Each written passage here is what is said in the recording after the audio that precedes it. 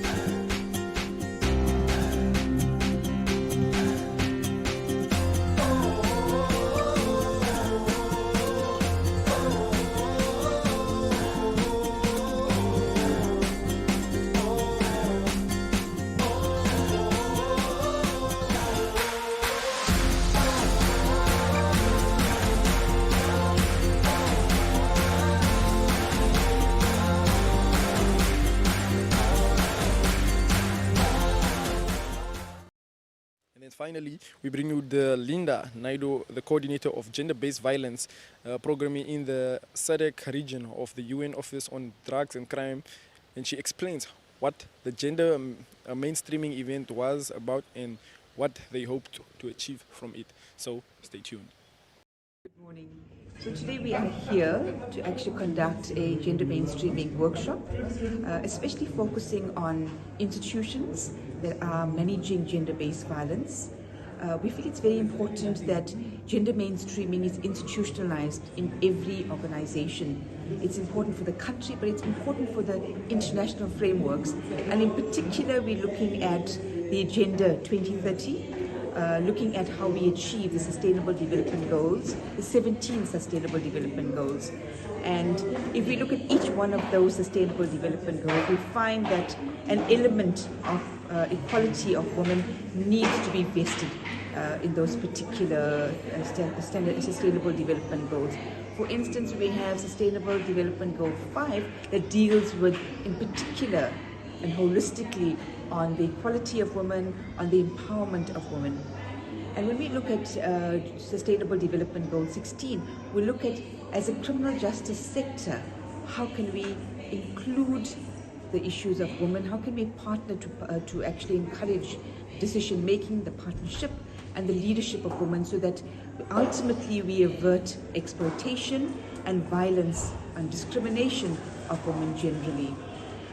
So gender mainstreaming really implies looking at how we can include a strategy within an organization that looks at the inequalities, the discrimination, looks at the needs and roles of women and men, and how we can have an equal distribution of those roles and tasks depending on the relevant needs. Importantly, it actually invites participants to look at how they can take forward the strategy and transform their organizations so that the best interests of women and men are equally attended to. What are the challenges faced when implementing such policies?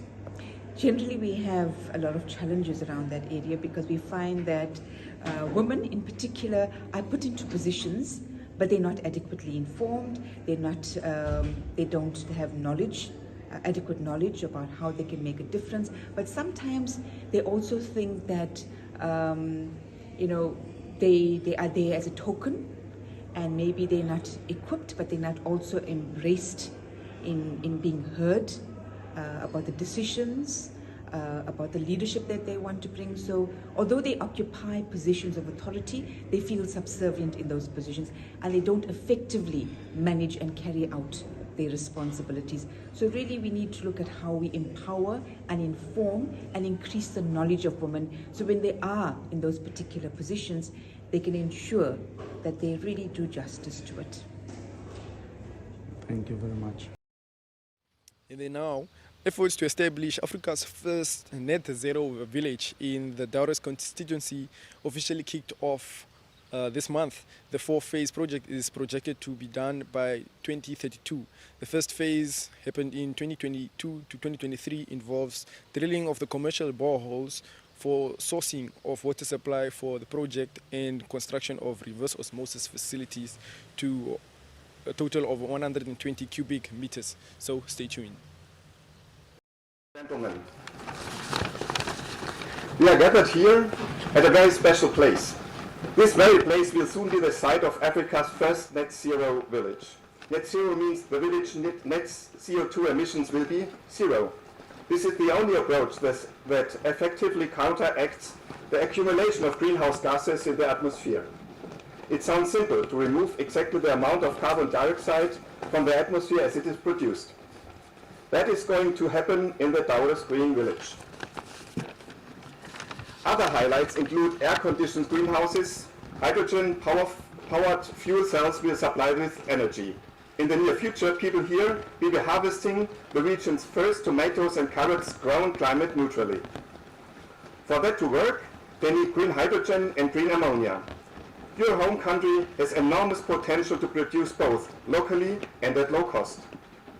As Innovation Commissioner for Green Hydrogen in Germany's Federal Ministry of Education and Research, green hydrogen is of course a high priority for me. Green hydrogen is key to achieving the goals set out in Paris Agreement.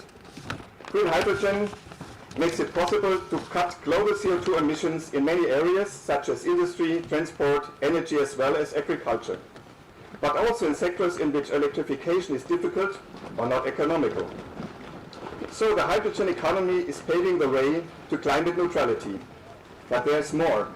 The transformation of the energy system also offers great development potential for business and society. For us in Germany and for you here. Especially here, the opportunities of growth are enormous. And so are the prospective advantages for the people here. Namibia and the BNDF already signed a joint declaration of intent in 2021 to establish a hydrogen partnership. Partnerships are ideal for establishing new technologies, for example those related to hydrogen. That's because certain problems can be best solved together. Part of our agreement is to provide funding for the development of a Namibian hydrogen strategy. This was published at COP27. One important aspect which I haven't lost sight of since in the beginning is this. You can't produce hydrogen without water. Fresh water is a scarce resource in Namibia, so one thing is clear, it won't work without seawater. Desalination of wastewater treatment. Past studies have shown that seawater desalination, for example, is a very minor factor in the cost of hydrogen production.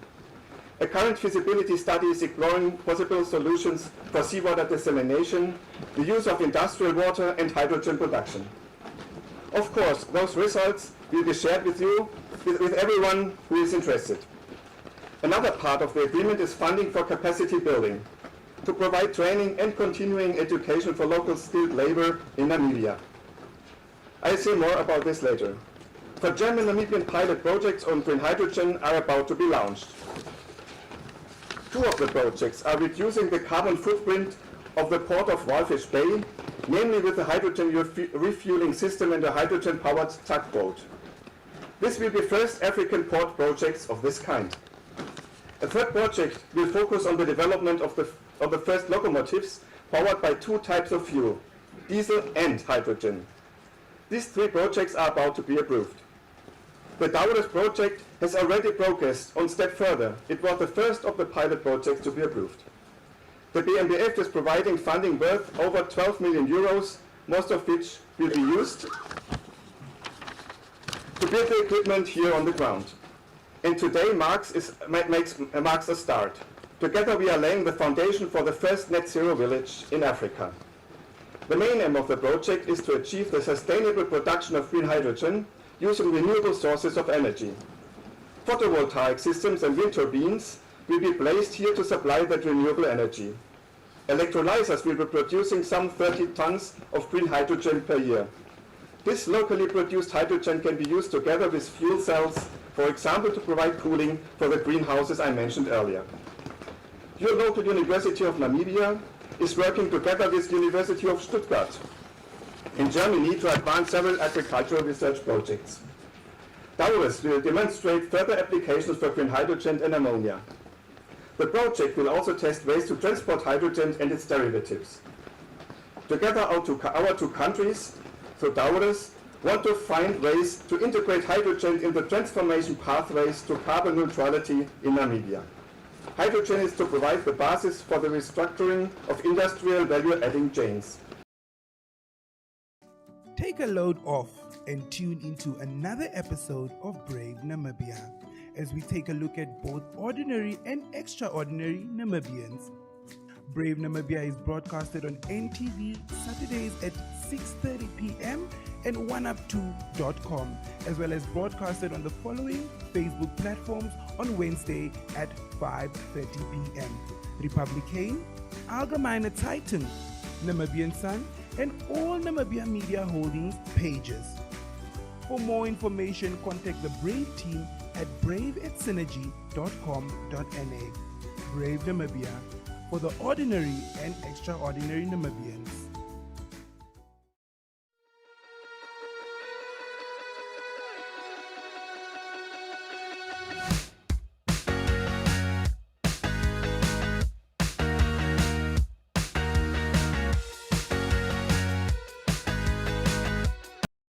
And now we are joined by Crystal Yankees, the Episcopal President of the African Methodist Church, addressing the Swakopmund police in Swakopmund after their march against gender-based violence. Stay tuned.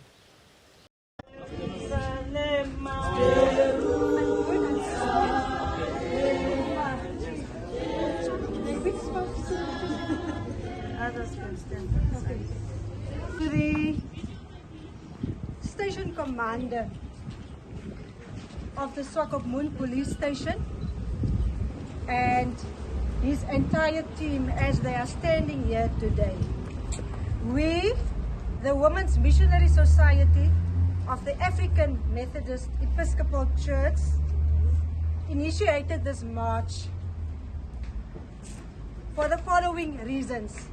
One, today we as sisters and mothers would like to applaud and appreciate the hard work and dedication of our Namibian police. This is sometimes the ungratifying work that you are doing. But the Women's Missionary Society wishes to say that we appreciate your hard work. We appreciate that you as a stakeholder are combating this evil of gender-based violence. We would like, as communities, we would like to say that enough is enough. No more gender-based violence.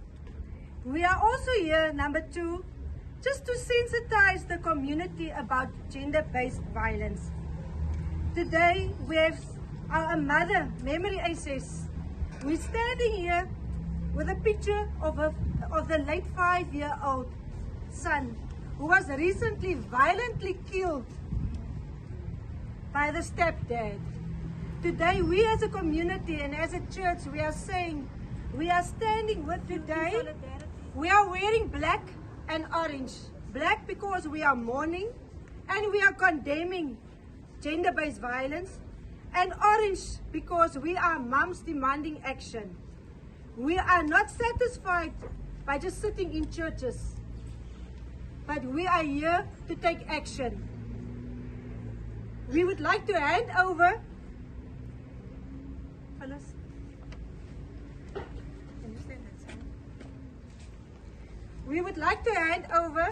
a certificate of appreciation presented to the Namibian police, specifically the Erongo region, for your continuous effort in combating gender-based violence.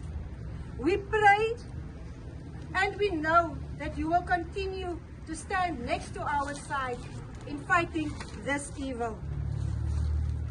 Today we are saying enough is enough. No more. We have had enough. And we want to spread this message all over Namibia and also to our counterparts in South Africa, that as women we will not be allowed, we will not allow our kids to be brutally murdered. We will not allow our girls to be murdered and mutilized. We had enough. And with this action, we are saying no more. We thank you for your hard work and service. I thank you. I would also like to give over to my third vice, Sister Phyllis, just to say, as the women of the AME Church, say enough is enough. And we are happy that the police can be our friends, because police in the past has been our enemies as the citizens and the community.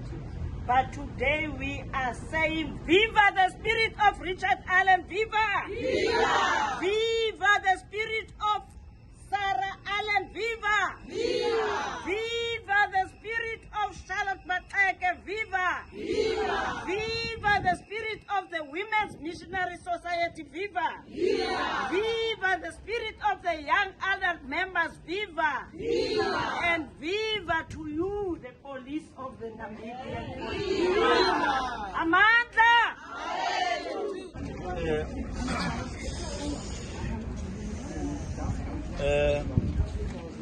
I'm the Chief Inspector Shapumba, the Station Commander of Swakopmund Police Station.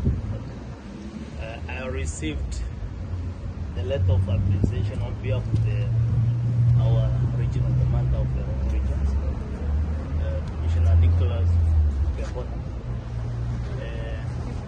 And on behalf of the Regional Commander, allow me just to make kind of some few words.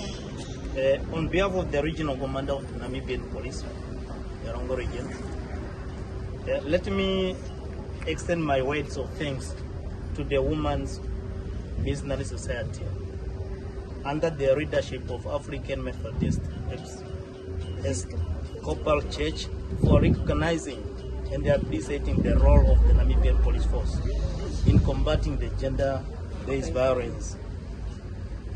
We are really happy to see you standing publicly here, engaging in the activities and events, raising awareness of GBV in our community.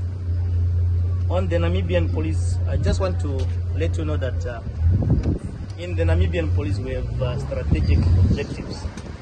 One of those strategic objectives are to enhance stakeholders' cooperations. Therefore, we are urging everyone here who's standing here to advocate for the prevention and elimination of violence, harassment, threat, intimidation, and discriminations against women. We are really happy. You know, the police, we can't work alone. We need, police is the community, as you said, or she said that before they were enemy. Now at least the police are the community, and the community are the police. We have to work together to fight these criminals. I thank you. Thank you very much. And our letter of appreciation, I want to assure you that it will reach the office of our region, and they will be happy. Okay. thank you so much for your time. Can we give them a hand?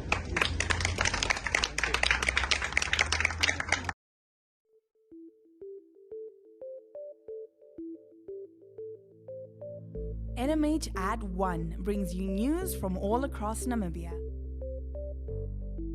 If you would like to feature your brand or campaign on this platform, contact nmh1@synergy.com.na. NMH Ad 1, your lunchtime news companion.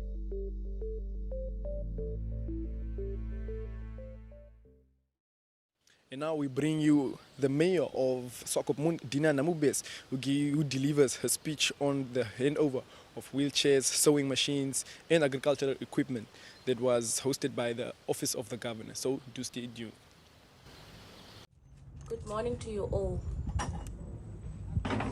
It is with great delight that I stand before you this morning to deliver welcoming remarks at this joyous occasion, as we will be witnessing the donation handover of gardening equipment to small-scale farmers, sewing machines to women, and wheelchairs to several beneficiaries. I would like to extend a special welcome to the guests of honor who are going to receive this donation, as well as the sponsors, respectively. Honorable Governor, our humble, authentic, and extrovert leader, I wish to commend your good office for this initiative. I mean, what better way is there to celebrate the independence of this country but through these noble acts of kindness? Mark Twain once said, and I quote, "Kindness is a language which the deaf can hear and the blind can see," end quote. I'm sure the beneficiaries are delighted and will appreciate this donation, as this is going to help pursuing their businesses and bring about change in their lives. Director of Proceedings, it is of vital importance that we as the leadership, with the assistance of our stakeholders, tackle the socio-economic challenges of our communities. The handover of gardening equipment and sewing machines is thus indeed a commendable gesture, as I'm positive that it will aid towards the alleviation of poverty, or at least contribute in some way. The donation of wheelchairs is a definite, impactful one, as it will aid those who are physically constrained to be able to move around and possibly find means to generate their income. I should tell you that you are not alone. We are all disabled in different manners, be it physical or emotional. We are together in this. Please don't feel alone. Therefore, on behalf of the town of Swakopmund and the Erongo region, I wish to extend a heartfelt gratitude to these gifts of our people. Honorable Governor, ladies and gentlemen, I must stress on the importance of sound stakeholder relations and the need for effective management thereof. We can achieve so much if we continue to work together like this. Therefore, let us continuously cultivate the spirit of giving selflessly. It does not have to be in the form of food, clothing, or any material thing, but we can extend our love and care to our neighbors. Let us continue to be the beacon of hope to our fellow brothers and sisters. Honorable Governor, ladies and gentlemen, my task this morning is to welcome you to this beautiful town, and I can feel a bit of showers, which means we also receive blessings from above. Once again, welcome, and I wish you a blessed day ahead. Thank you for the courtesy of your kind attention. Thank you.